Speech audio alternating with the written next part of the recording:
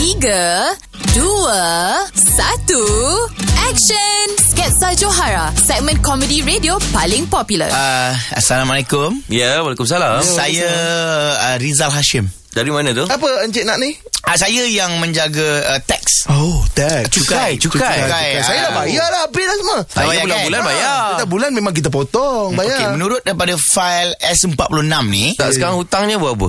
hutang kalau ikat sini ada 400,000. Kan dah berkahak. Sebab kalau di sini mengikut daripada file ni, Encik ada bangunan Wisma Mak Jemah sekali ke apa? Bukan, Mak Jemah tu Mak Jemah punya lah. Apa kita orang pula? Tapi dia sign under nama awak ni, guarantor. Kau ada guarantor dengan Mak Jemah ke? Ada, itu.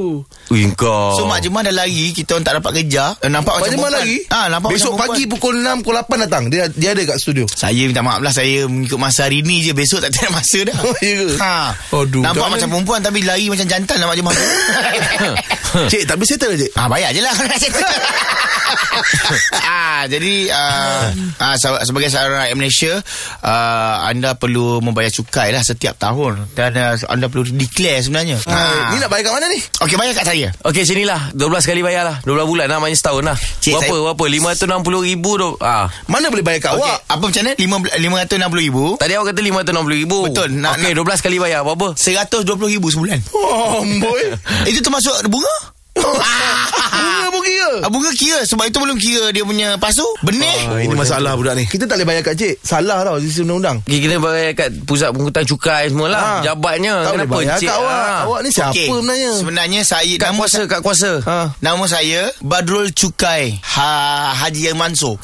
Maknanya nama saya Cukai. Awak kena bayar kat saya. Sekali lagi nama awak, sekali lagi. Badrul Cukai Haji Mansur. Betul lah. So kena bayar cukai kat awak lah. Saya nama saya Cukai, kena bayar kat saya. Habis kalau anak saya nama dia Cukai lebih 2 kali ganda, Saya kena bayar kat dia pula. Sketsa Johara, segmen komedi radio paling popular di Anugerah Lawak Warna pada 7.05 pagi dan 9.05 pagi.